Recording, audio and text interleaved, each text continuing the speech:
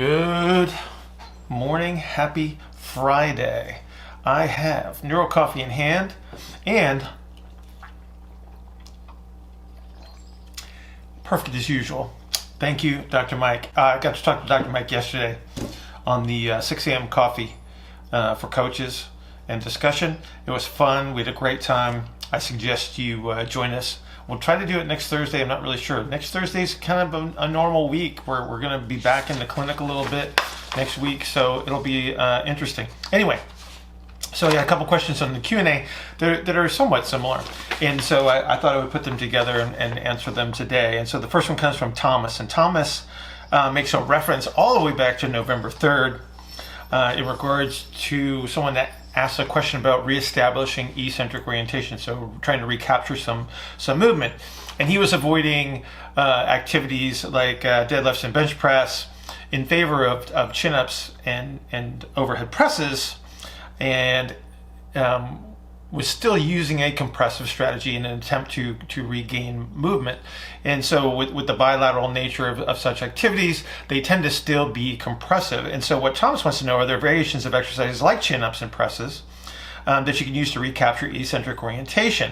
Then Thomas makes reference to a video that I have posted on YouTube in regard to upper ribcage expansion activities, which is actually a really good reference, Thomas, to answer your question.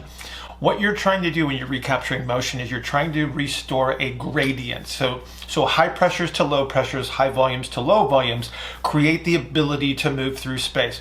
So if I just squeeze things, so everything is high pressure all around, there is no gradient. If there's no gradient, there's no movement. And so when people present with these compressive strategies that actually limit their ability to move their extremities, reinforcing that with heavy bilateral strength training is usually not the solution when you're trying to restore movement capabilities. So rather than driving barbell-based activities, bilateral symmetrical high force activities, what we want to start to do then, if we want to use any sort of pulling or pushing activities, is we start to use the unilateral pressing, unilateral pulling concepts. And I got a bunch of videos on those on the YouTube, but it doesn't take a whole lot of thought process here. What we're going to try to do when we're emphasizing movement is one, we have to think about graded exposures. So the greater the force output, the stronger the compressive strategy is going to need to be, even if I am unilateral. So I'm going to start with a much lower level of activity that I can breathe through, that's going to allow me to access motion. And so we start very, very simply with a single arm overhead press, a single arm pull down, but we're not going to use maximum load. We're going to emphasize movement capabilities, and we're going to utilize breath. Then the goal is to increase the force output and be able to maintain movement capabilities through those ranges of motion while I can still create the pressure gradient. Some people will have genetic limitations just based on their physical structure as to how much of this they can actually produce, which is why you'll see all sorts of really cool stuff in gymnastics, because those are people that can really manage gradients under high force strategies. So again, Thomas, the thing that you gotta start to recognize is how can I move? Let's give credit to the kettlebell culture on this one too, by the way. A lot of their activities, the unilateral activities, are great for reestablishing these gradients, but they tend to be the ground-based stuffs like the get-ups and the arm bars and one-arm presses, and then doing things in half kneeling, split stance, etc., etc. Kettlebell swings, on the other hand, especially if they are bilateral, are restrictive. So let's not say that all kettlebell things are supportive of our goal. Okay, so again, we always have to think about the same strategy. We're trying to create gradients. And so always emphasize that when you're trying to recapture eccentric orientation and ranges of motion. Okay, second question, kind of on the same page, because we're still talking push-ups and pull-ups here. But Shyam asks, can you talk about the power push-up rotating handles and how one can buy shoulder internal and external rotation improvements? Also would be similar to using rings for pull-ups. And how would you manipulate breathing for supination, external rotation, and pronation, internal rotation to get expansion and shoulder changes? Okay, so now we got to start thinking about being able to move through a fixed point. Okay, so if I put my hand on the ground, which is relatively stable, right? So I have a stable fixed point that I can access. I don't have to produce the fixed point myself. The ground is very fixed. This is going to allow, typically under most circumstances, a greater amount of relative motion. And so what relative motion is the ability for segments of the body to move in opposition. To do this, again, we have to have the pressure gradient available to us, or it doesn't happen. And so under many circumstances, using the ground as the fixed point is a great place to start people. So this is your quadruped positions.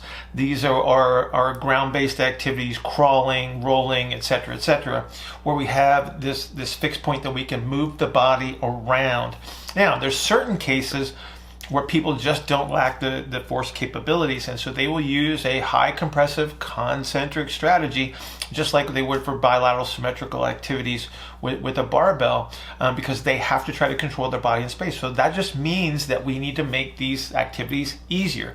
So take them from quadruped, and then you start to lay them down. You lay them on their sides, and then again we go back to sort of rolling activities as one of those elements that might be useful in these circumstances. When we talk about moving the fixed point, so rotating handles or suspension trainers that demand that we create the fixed point, in many cases, when those are introduced, we will see these high pressure concentric strategies return, because step one, we got to create the fixed point, then we have to be concerned about moving. And so again, we're looking at graded exposures here, and so moving somebody to a suspended form of an activity, so moving from a bar based chin up versus a ring based chin up demands more control. So you're going to see more concentric orientation. This immediately increases the perceived difficulty of the exercise, because I'm creating a fixed point and I have to produce the muscular effort of force to create whatever the movement demands are of that exercise. I have just increased my output. And again, so it makes things seem harder. So again, we can raise the perceptual level of difficulty merely by putting somebody in a suspended environment. That's not necessarily the goal. Now, over time, what we would hope is they learn to create the fixed point and learn how to create the gradients over time. So once again, we go back to the gymnastics example, which is a fabulous representation of somebody that can create the fixed point and they can move pressures, because some of the stuff that they are capable of doing is remarkable. It doesn't make them the best movers in the world, it just means that they're really, really good at certain things.